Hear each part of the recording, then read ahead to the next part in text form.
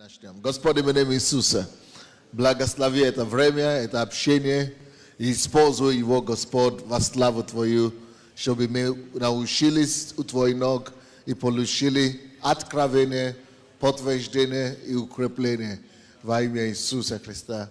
И весь народ Божий скажет Аминь. Вот Твои решения определяют Твою судьбу.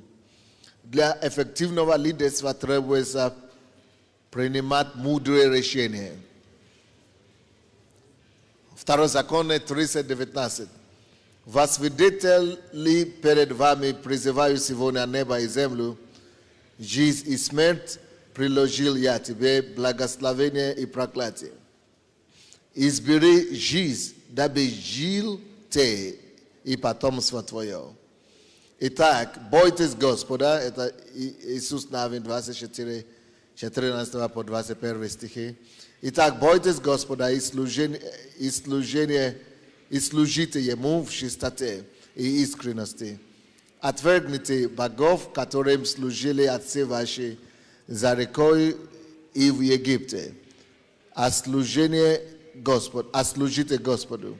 Если же не угодно вам служить Господу, то изберите себе ныне, кому служить.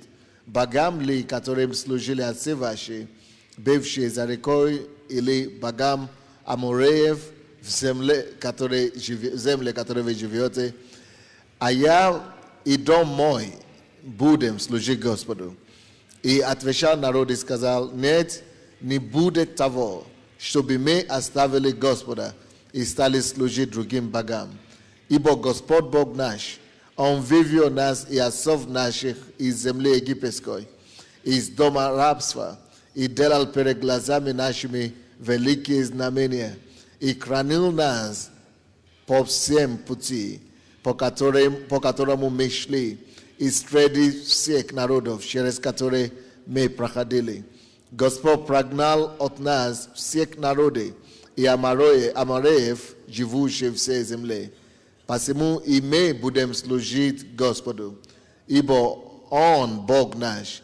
Иисус сказал народу: не возможете служить Господу, ибо Он Бог святой, Бог ревнитель, не потерпит беззакония вашего и грехов ваших, если вы оставьте Господа и будете служить чужим богам, то Он наведет на вас зло и истребит вас после того, как благотворил вам.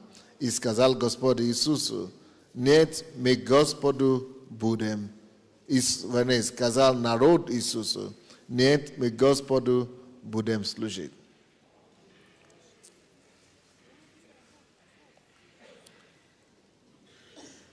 Ну что ж, будем ждать, пока свет включит, или продолжим? Хорошо. Ну что ж, здесь, конечно, речь идет о силе решения. Причина, почему вы здесь сегодня, это потому что у вас было решение. И причина, почему вы вообще не только здесь физически сегодня, а причина, почему вы там, где вы находитесь, на сегодняшний день, в любом положении, это благодаря решению. Вы даже не представляете себе, насколько решение влияет на судьбу.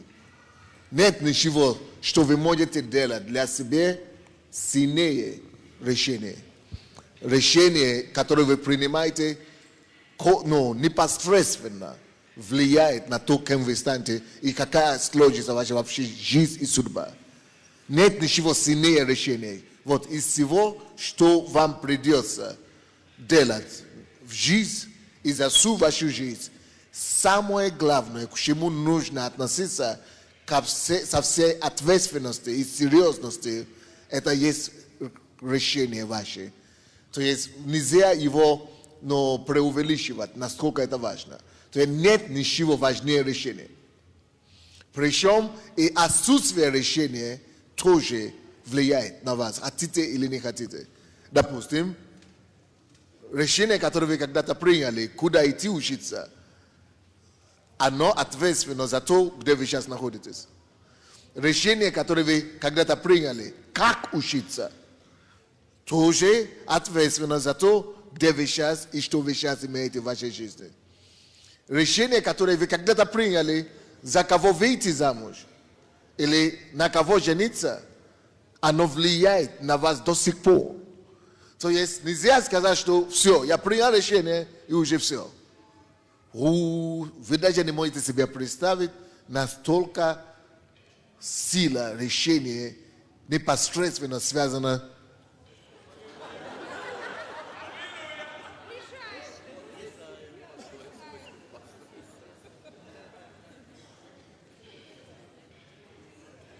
настолько решение ваше связано с вашей судьбой и с вашей жизнью вообще на земле.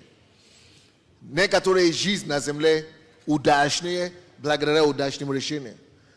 Некоторые жизни на земле неудачные из-за неудачных решений. Каждый день жизнь так построена, что каждый день нужно принимать какое-то решение. Допустим, мы начали говорить о финансах, как мы говорили тогда. Кто-то принял решение вырваться с нищеты и пошел, сделать что угодно, чтобы подтвердить это решение. И что вы думаете, вышли. Кто-то отказался не принять решение, потому что оставить его решение на воздух. И не принять никакое решение. И что вы думаете, его положение неизменно. Как было, так и осталось. Решение, которое мы принимаем, или которое мы даже не принимаем, это тоже решение. Оно определяет, что мы сейчас имеем, как мы сейчас живем, на чем мы сейчас ездим, на машине, или пешком, или велосипед. Все это зависит от того, какие решения были приняты когда-то. Решение, сила решения. Нельзя его подчеркнуть достаточно. Можно об этом говорить и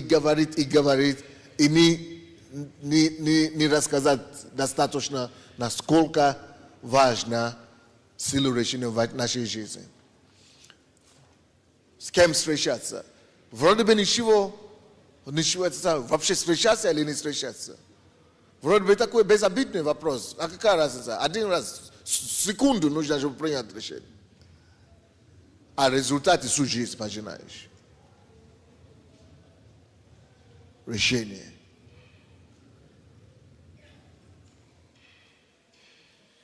Получить высшее образование. Идти еще на одно образование. Идти на работу. Или нет. Решение.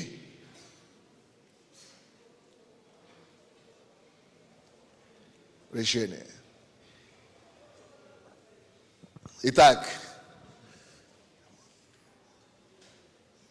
есть ли кто-нибудь здесь сегодня, который как раз стоит у подножия перед определенным решением? Слушайте, это важно. Если кто-то сказал, лучше ничего не делать, лучше не принять никакое решение, чем принять ошибочное решение. Да и нет. Потому что если ты ничего не делаешь и не принимаешь никакое решение, это тоже решение. А если ты боишься принимать ошибочное решение, из-за этого не принимать никакого решения, это тоже решение. Но еще хуже, чем это, принять неправильное решение. Поэтому что делать? Получается, стоять на месте нельзя, решение нужно принимать, не принимать нельзя. Что тогда делать? А? Принимать правильное решение. А вы думаете, кто не хочет? Все хотят. Только не знают, какой. Поэтому что делать? Поэтому я надеюсь, что это учение поможет нам именно сегодня разобраться.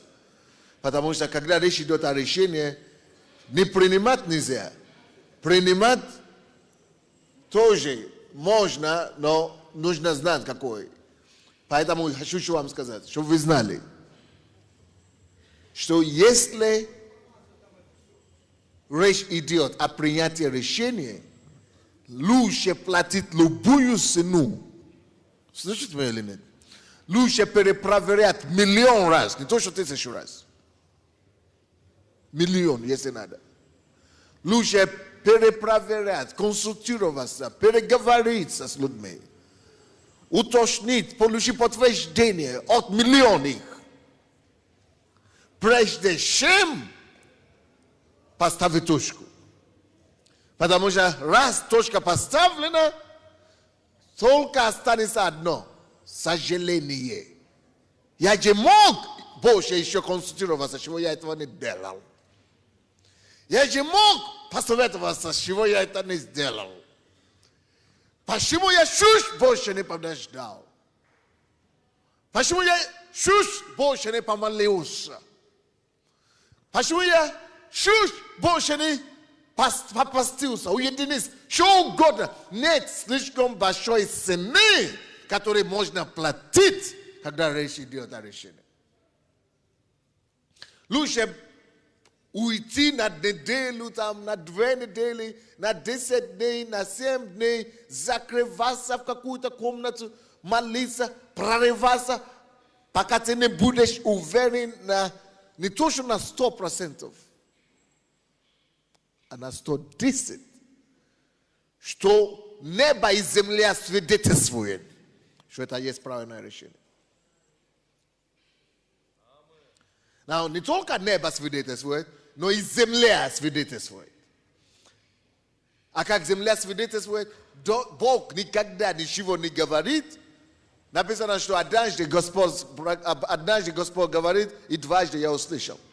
Когда Бог говорит, есть уши, слушающие на земле. Кто-то обязательно то же самое уловит. Кто-то это будет знать. А если ты сказал, что все неправы, только ты расслышал правильно. Все остальные ничего не слышали, значит все. Это заблуждение какое-то. Должны быть люди на земле, которые слышали то же самое. Мнения могут быть разные, но жди, пока не будет какой-то консенсус. Или жди, пока ты не получишь с неба уже определенность относительно этого. Вот я, когда мне нужно принять решение, я человек вообще-то, который не ждет. Я иду и принимаю это решение. Но перепроверяю десятки раз внутри себя, а потом тут же говорю людям, говорю всем моим знакомым, близким, они знают, что я еще принимаю решение. Иногда даже со всей церковью говорю, нужно, чтобы люди знали. Я говорю, молитесь, подскажите, что Бог вам говорит, что как. Не потому что я глупый, но потому что я знал, что все. Некоторые решения, когда они уже приняты, нельзя их вернуть.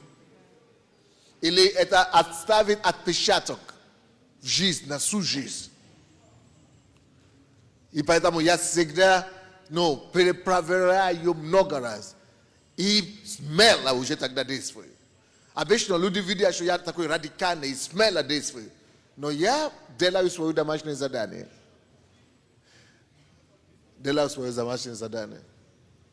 Допустим, недавно, кто из вас слышал за Тед Хаггард? У него беда там случилась. И вот я впервые буду об этом рассказывать в церкви, что случилось.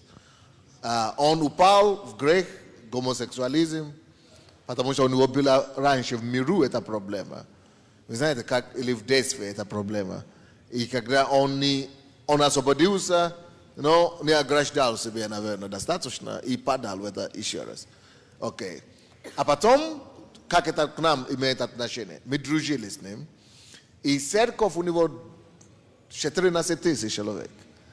И бюджет $1 миллион каждый месяц собираю, пожертвования. Большая церковь, одна из самых влиятельных церковей в Америке. И тут ко мне обратились руководство церкви, что они хотят, чтобы я собрал эту церковь.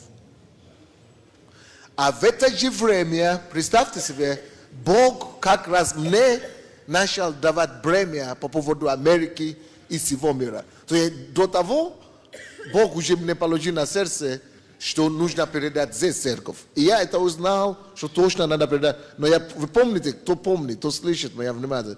Я сначала говорил, я знал, что надо передать церковь, но я не знал, что дальше делать.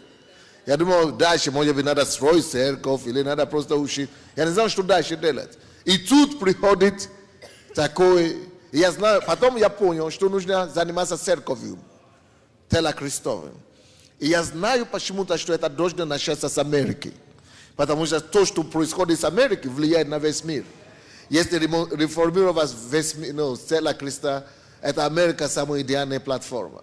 И я начал получить бремя по поводу Америки. И в то время, когда я еще молился об этом, я не хотел с Америкой связаться. И тут приложение такое пришло ко мне. Восьмая церковь уже готова, 10 000 человек, и мне показалось, что это потрясающая база, чтобы как раз стартовать, чтобы показать модель в Америке. Логически все совпадает, все хорошо выходит, что нужно взять эту церковь, построить модель, какая церковь должна быть, потому что они там не имеют такой модель, такой церкви нигде нет в мире, между прочим, не я говорю, все говорят. И построить такой модель там, а потом через это на весь мир показать и реформировать тело Христа. Это было бы легче простого. С одной стороны. С другой стороны, даже если я буду работать с телом Христовым, я не вижу, что теперь я начну церковь с нуля. Это уже не мое уровень. Даже церковь, это уже не мое даже. И начинать церковь с нуля, начинать что-то делать, это уже не мое. У меня тело бремя уже для тела Христа, уже не для поместной церкви. Даже ту церковь я бы ее не взял. Только ради того, чтобы потом реформировать тело Христа. Я приехал и сказал жене об этом. Жена сразу, через неделю или через пару дней, сказала, нет, я чувствую, что это не то. А у меня были серьезные аргументы, логические. Потому что реформировать церковь лучше, чтобы это уже сделано не только в Украине, но еще где-то. А если в Америке у тебя ресурсы очень много. Во-первых, все говорят по-английски. А здесь у меня одна проблема в Украине в том, что мне нужно завоевать мир, а мне некого послать. Потому что все мы по-русски говорим, а в мире не говорят по-русски. А если у меня там будет база, я смогу людей, которые на английском говорят, завоевать весь мир. И получается так, это еще преимущество. Во-вторых, финансово не будет проблем. Представьте себе, пожертвование идет только каждый месяц $1 миллион. Не то, что как у нас год $1 миллион даже нет. Представь? И еще, во-первых, я знал, что Бог дает подтверждение в Америке.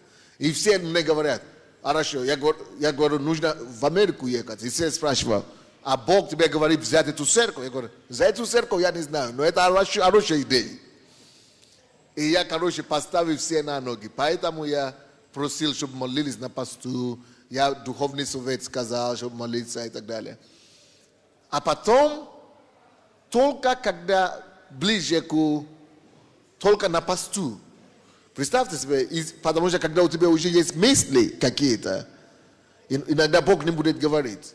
Или будет говорить, но ты не расслышишь его, потому что у тебя уже есть твои мысли. Твоя логика. Когда логика на месте, тогда ты Бога не можешь слышать, потому что логика перебивает. И я не мог слышать конкретно, взять эту церковь или нет. И мы решили сказать, что хорошо, пускай мы поставили какие-то условия. Я поставил условия им, и они тоже какие-то условия. Мы поставили, что если это будет. Можно было бы все сделать, чтобы все это было. Но когда мы уже были на посту, на второй день или третий день, я понял, что это не то. И они тоже молятся, мы молимся 2 месяца или 3 месяца. И как только что я отказался от этого, параллельно у меня другое появилось.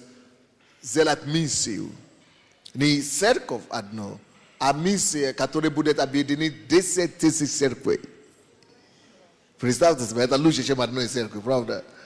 И это то, что мы сейчас делаем. 10 тысяч церквей в Америке и 100 тысяч церквей по всему миру. Видение такое, охватить.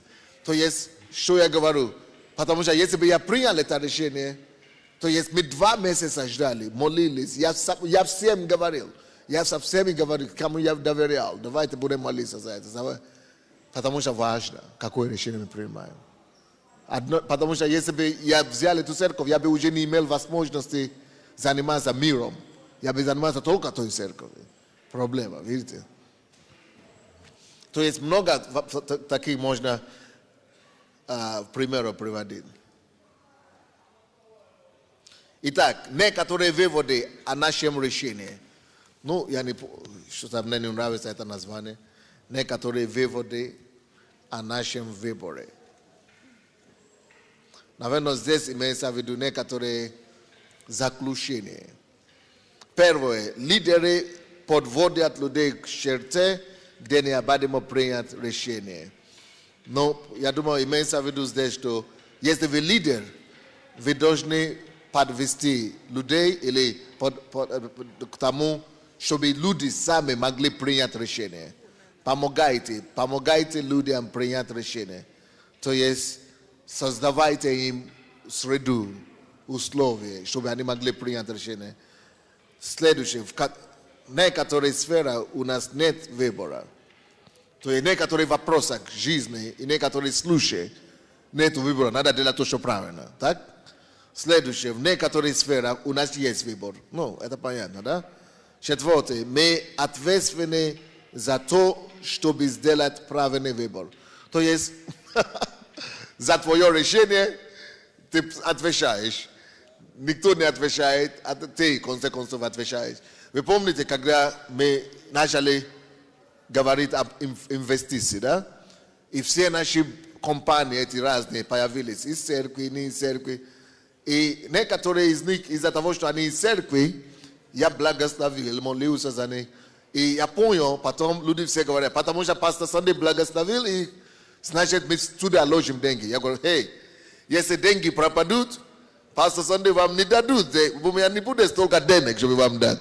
Поэтому думайте головой, потому что когда ты принимаешь решение, не важно, кто тебе советовал. Ты потом сам ответственный за твое решение.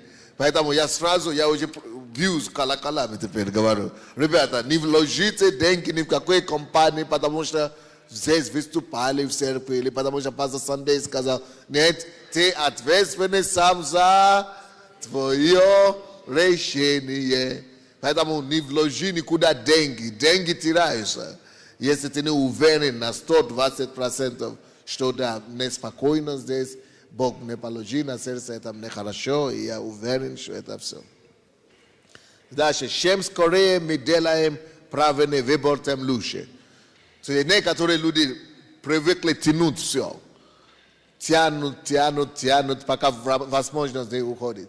Поймите, тот же самый принцип работает. Бог однажды говорит, но много слушают его по всему миру. Когда Бог дает какую-то возможность, да, Бог однажды говорит, но мы дважды его слышим. Бог дает возможность однажды, но не только ты одному эту возможность приходит. Не только ты один слышишь эту возможность. Кто-то тоже слышит. И обычно возможностью пользуется тот, кто быстрее принимает решение. Так что, когда какая-то возможность приходит, ты говоришь, я помолюсь, я подумаю. Пока ты еще думаешь, кто-то другой уже принял решение. Поэтому очень скорость принятия решения тоже влияет на то, где мы сейчас находимся. Можно принять решение, но уже поздно. А важно уметь принять решение вовремя. Как можно скорее. Лидеры делают выборы первыми. Обычно, кто принимает решение первые, должны быть лидеры. На то и лидер. Лидер показывает пример. Выбор лидера влияет на окружающих. Если вы лидер, то не ждите, пока члены ваши или ваши подчиненные примут решение. Будьте примерами, будьте первым, кто примет решение. И как мужчины тоже должны принимать решение первые. А также ваше решение, надо также думать о последствиях решения. Ваше решение влияет не только на вас. ваше решение влияет на многих других людей также.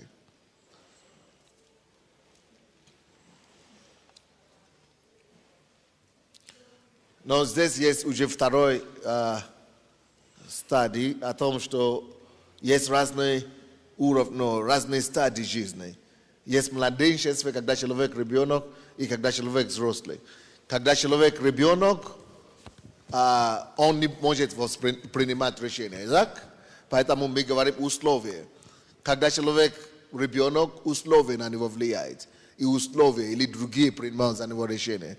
Но когда человек уже взрослый, разница между взрослым и детьми в том, что на решение детей влияет условия и окружающие, а на решение взрослый влияет выбор.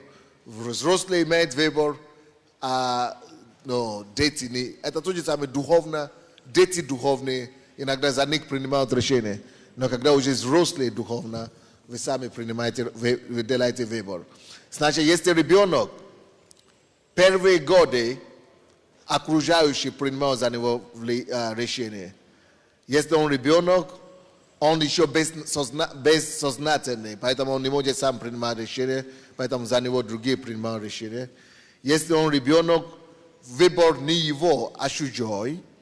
И если он ребенок, то он просто реагирует на происходящее, на действительность вокруг него. Он не берет ответственность. Дети не берут на себя ответственность, они только реагируют. А если взрослый, то он, здесь написано позже, то имеется в виду, что позже в жизни, то есть он взрослый. Когда он взрослый, он делает выбор. Сознательно, если он взрослый, то он сознательно принимает решение ответственность за свое решение.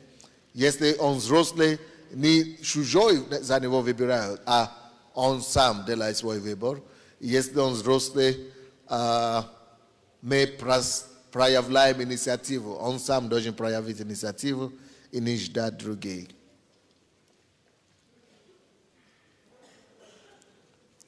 Шесть стадий принятия решения. 6 стадий принятия решения. Первая стадия. То есть, что имеется в виду по стадии?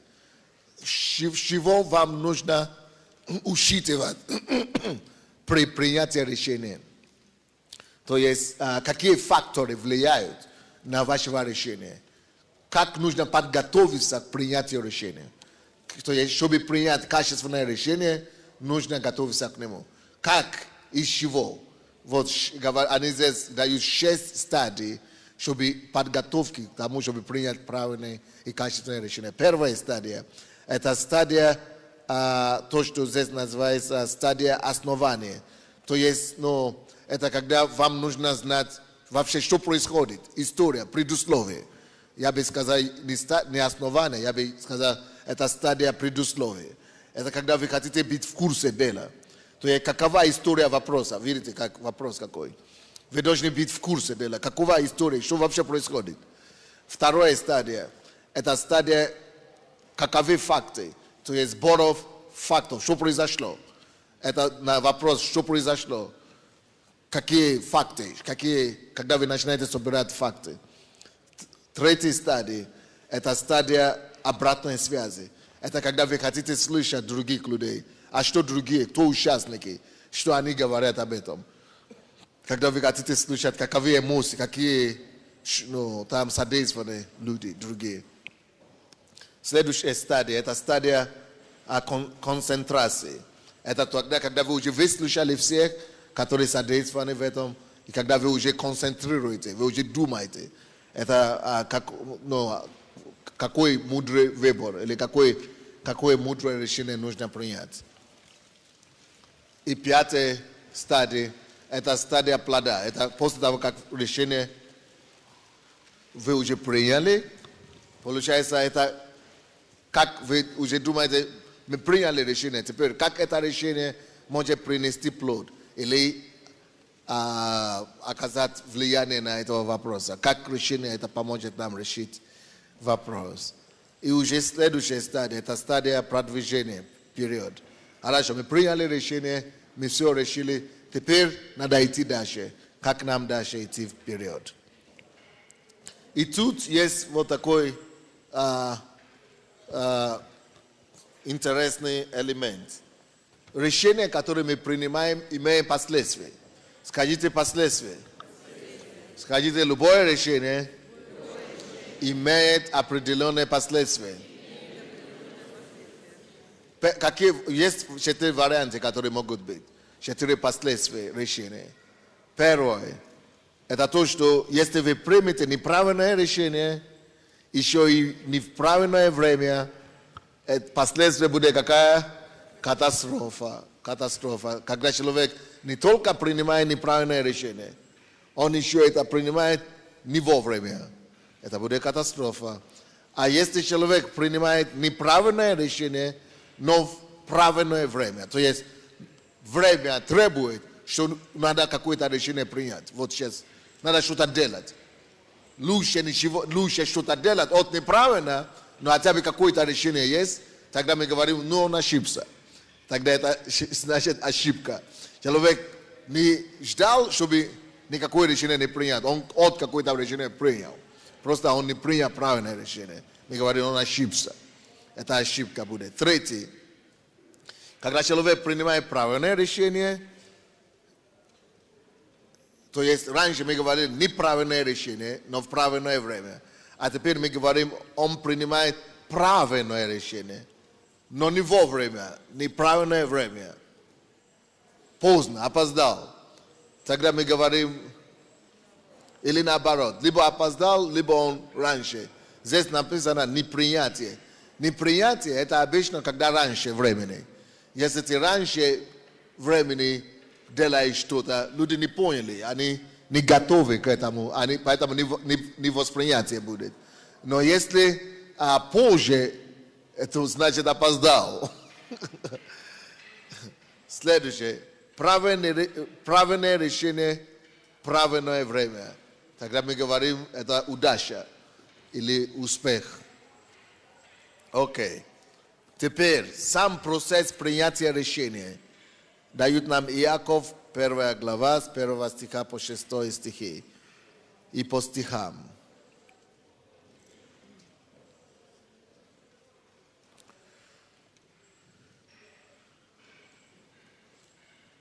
Первое.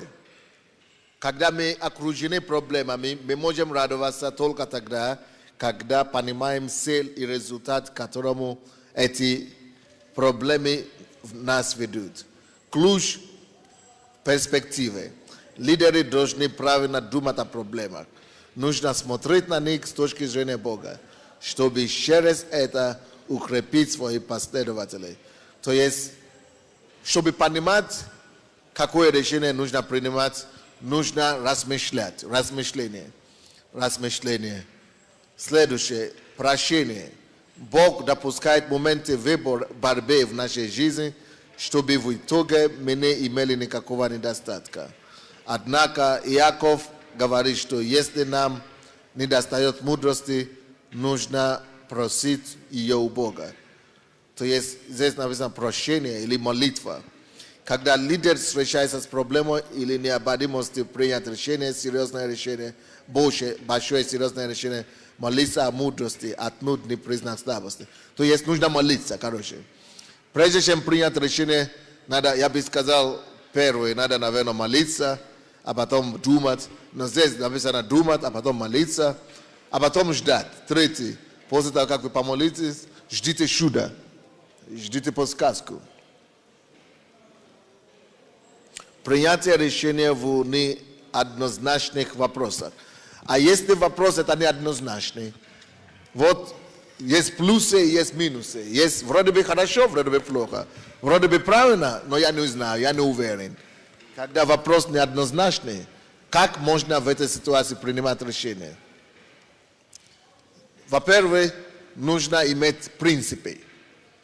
И 3 принципа здесь написано. Если вы стоите перед выбором, и вы говорите, я не знаю, какое правильное решение, учитывайте эти 3 принципов. Первый принцип. поставте интерес людей на первом месте. Интерес народа Божьего, интерес Божьего народа, интерес церкви. Потому что вы лидер. Здесь речь идет о том, когда вы лидер. Но если, допустим, вы семейный человек, и это вопрос относительно семьи, значит, надо поставить на первое место интерес семьи. Не свой личный интерес, не эго. То есть нужно поставить на первый план интерес людей. Либо твоей семьи, интерес семьи на первом месте, либо интерес церкви, народа Божьего, либо интерес страны, то есть людей, которые имеют отношение к этому делу, или интерес работников, если это на работе, то есть интерес людей надо ставить. То есть, почему это важно? Нужно всегда принимать решение, надо всегда думать. То, что я решение принимаю, это побуждено эгоистическим побуждением, или наоборот, ради людей я это хочу делать. Если вы хотите делать ради эго, ради себя, то это, скорее всего, неправильное решение. Написано, поставьте интерес других выше себя. Потому что эго всегда толкает нас на то, чтобы мы ущемляли интерес других в пользу себя. Но если мы, наоборот, ставим интерес других или другого выше себя, тогда мы знаем, что мы поступаем по любви. Следующее. Что может помочь вам принять правильное решение? Стремитесь к Божьей славе. Это мое решение. Прославит ли оно Бога или нет? Прославит ли это решение Бога? Оно или позорит Бога? Это во славу Божию это решение будет или нет? Я бы поставил, конечно, это наоборот. Я бы поставил на первом месте во славу Божию ли это решение или нет. А потом уже на второе место людей. Третье место, принцип, который поможет вам принять правильное решение. Какова Божья цель или Божья воля в этой ситуации? То есть надо понимать Божью цель. К чему, что Бог хочет делать в этой ситуации? Почему Бог это допустил? Какая Божья цель в этой ситуации? Окей, следующее. Как принять правильное решение? Или принципы принятия правильного решения? Что вам помогут? Какие принципы помогают вам принять правильное решение? Принципы, которые могут руководить нами и помочь нам принять правильное решение. Первое. Мою судьбу или мою жизнь определяет не случай, не свободный поток, не случай, no. А моя судьба в моих руках. Мой выбор определяет мою судьбу. Мое решение и мой выбор определяет то, что со мной произойдет завтра. Мой выбор и мое решение определяет, чем я буду заниматься послезавтра. То есть не случай, не то, что там переворот произошло, или там выборы неудачные прошли, или там коммунизм упал. Нет.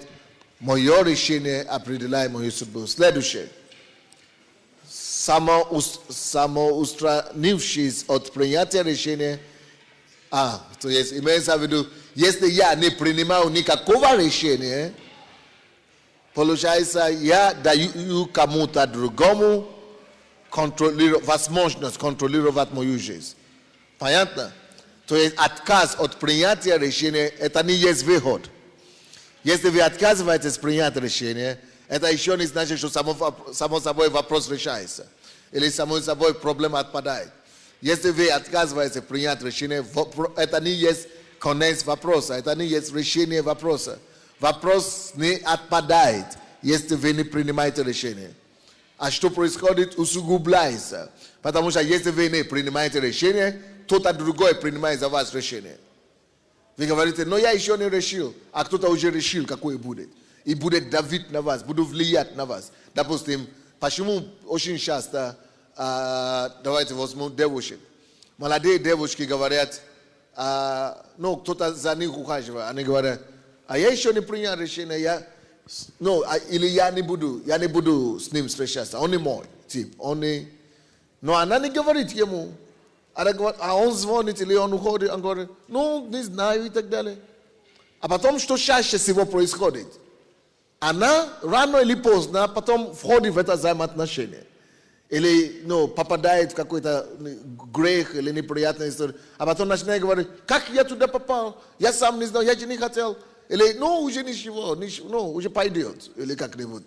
Почему? Потому что она не сразу сказала нет. Из-за того, что она, плавает. Не принимает решение, он уже принял решение. Он уже знает, что он хочет.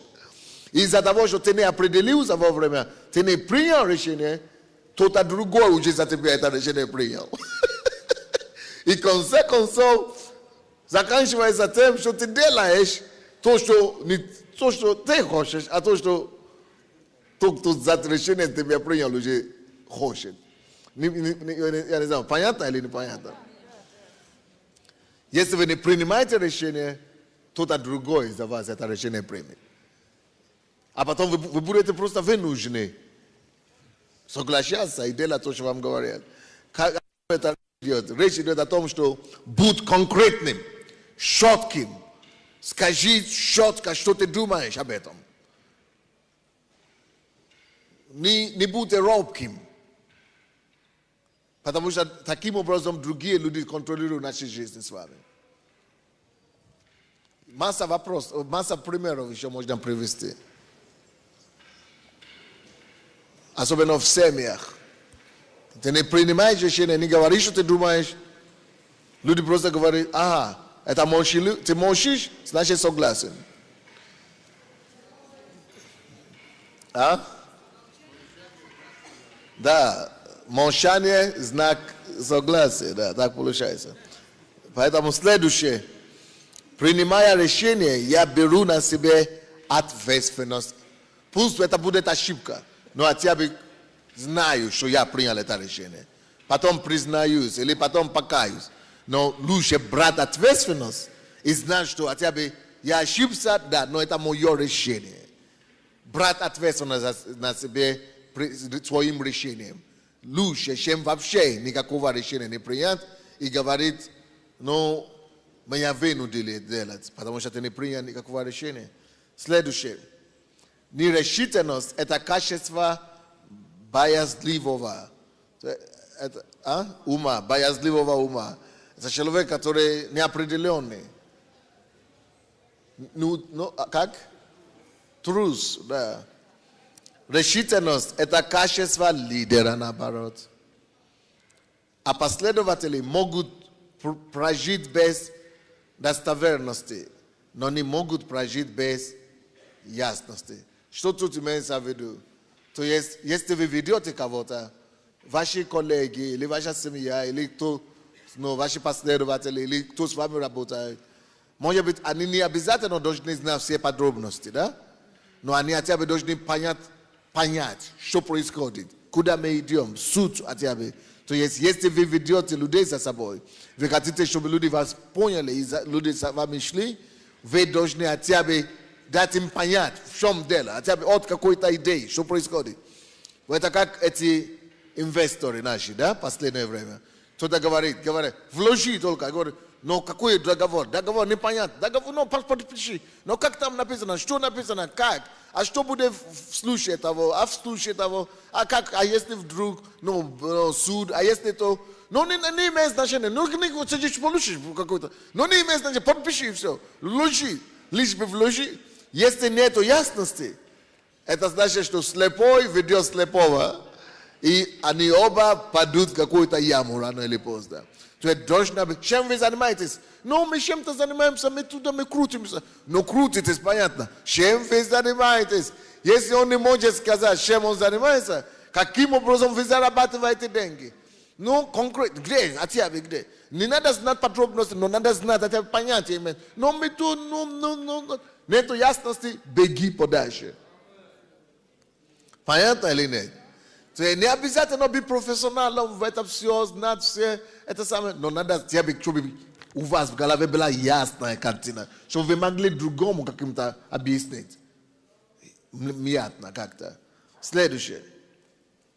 Лидер, который настаивает на том, чтобы все точно знать, перед тем, как принять решение, никогда не придет ни к какому решению. Вы поняли? Есть некоторые люди, которые говорят, пока я все не пойму, это очень другая крайность. Пока я все не увижу, пока все не пойму. А ты же не специалист во всех вещах. Все не можешь понять. Ты можешь понять что-то, где ты специалист, или где можно легко разобраться. Но есть некоторые, которые как Фома прямо. То есть до последнего, пока он каждую точку и запятая не увидит, пока все не поймет, пока сам не... И такие люди зачастую никогда не принимают решения. Вот, поэтому иногда нужно просто понять ясность. Иногда нужно просто общую картину иметь, представление иметь.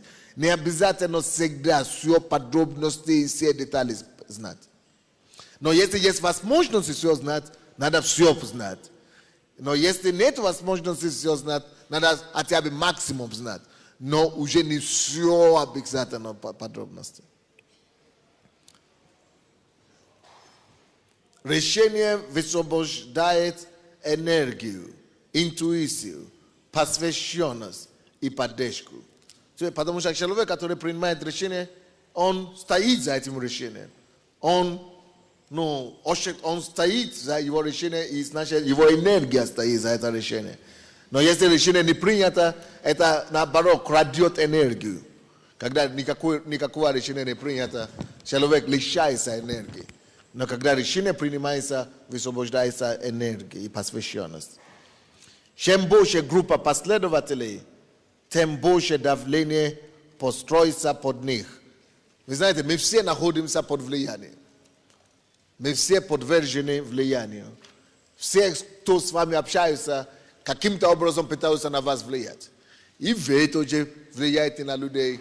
Это нормально. Влияние идет на нас и от нас на людей. А тем больше людей, за которых вы ответственны, тем больше влияния. И поэтому надо быть ответственным и в своих решениях, и знать, что, слушай, мое решение будет влиять на этих людей. И давление, значит, надо быть уверен. Я принимал правильное решение, или из-за давления я принимал решение, или из-за факта я принимал решение. То есть надо проверять себя. Великие люди – это обыкновенные люди, которые принимают необыкновенные решения. То есть великие люди – это обыкновенные люди. Но они смогли принимать нестандартные, необыкновенные решения. Поэтому они стали великими. Решения в организации должны приниматься на самом низшем из возможных уровней. Это тяжело. Допустим, здесь имеется в виду, что надо консультироваться со всеми. Как можно ниже, как можно больше с людьми посоветоваться. А тем больше людей, тем сложнее это будет. Поэтому у нас есть демократия. Допустим, представьте себе, президент страны, он не сможет консультироваться со всеми. Поэтому выборы, когда вы выбираете, значит вы даете ему полномочия. И большой церкви тоже будет тяжело. Но, по крайней мере, можно консультироваться со всеми. Успех не для немногих избранных, но для тех немногих, кто делает выбор. Видите, один фактор приводит к успеху в жизни. Не потому что кому-то повезло и так далее, не повезло, а потому что кто-то принимает решение. Тот, кто принимает решение, имеет больше вероятности на то, чтобы добиться успеха. Принимает решение, хотя бы он что-то делает. И поэтому он имеет шанс на то, чтобы быть успешным. Окей, по-моему, это все. Есть ли вопросы? Я думал, нужно давать вам возможности задавать вопросы. Есть ли вопросы у кого-то? Если нет, тогда дежурный пастор возьмите контроль, будьте благословенны. Давайте поблагодарим Бога и нашего пастора за это чудесное учение, которое он нам преподал, правда? Это было классно, правда? Поэтому с сегодняшнего дня, я думаю, что мы будем более качественно принимать решения. Аминь. Уже мы не будем колебаться. Тем более после того, что пастор нам столько уже передал знаний, я думаю, нам уже колебаться просто даже стыдно, правда? Потому что то, чему он нас учит, и уже столько лет, я думаю, уже Просто даже, это нереально в нашей церкви быть нерешительным. Поэтому, пастор, мы очень благодарны вам, правда, церковь, за это учение. И я уже вот с немногими людьми встречался и говорил, как все-таки классно, да, что это именно наши пастора, пастор Боссы и пастор Сандей проводят эти учения. Аминь. Потому что, хотя они и приезжали, пастор, честно говорю, вот я приходил, я уходил, я не мог понять, честно говоря. А вот вы как-то, не то, что там, мы понимаем же прекрасно все эти учения, но так как вы в доступной форме все это рассказываете, вы вы как бы украинец до мозга костей, живете среди нас. А они со своим американским уровнем жизни хотят нам ее сразу передать. А вы последовательно действительно все это делаете, правда? Церковь, мы благодарны пастору, да, за это учение, за этот вечер. Это классное время, проведенное с ним, да? Спасибо вам, пастор. Пусть Бог благословит вас обильно. Помолимся тогда. Хорошо. Раз уже дали комплименты, тогда, значит, заслуживаете молитву. Может, не помешает. Господи, в имя Иисуса, благословляю всех твоих детей сегодня, чтобы твоя рука, твоя благодать, твое могущество сопровождала каждого. Чтобы мы стали теми, которые творят историю. Чтобы, Господь, мы не жили напрасно. Чтобы мы не проводили годы пустую. Но чтобы, Господь, мы приносили и увидели результаты своей жизни, и своей действия, своей деятельности и своих решений. Чтобы мы пошли, Господь, были людьми дела. И чтобы, Господь, мы принесли Тебе огромный урожай и огромный похвалу благодаря тому, что Ты открываешь нам через Твое Слово. Мы благословляем всех домов, все семьи, все дела, все призвания и все, чем мы занимались. Пускай, Господь, Твой Дух и Твоя благодать, Твоя рука подтверждает, укрепляет и поднимает всех нас, Господь, выше всех обстоятельств. Чтобы мы, Господь, стали Твоим светом, Твоей солью и Твоей жизнью для многих тысяч. Во имя Иисуса Христа. Мы также запрещаем всякие заболевания, запрещаем всяким давлением на здоровье, всяким неустройством. Именем Иисуса повелеваем, Господь, чтобы крепость, здоровье, Господь, воцарилось в жизнь каждого. Во имя Иисуса Христа. И весь народ Божий скажет. С миром Божьим. Будьте благословенны.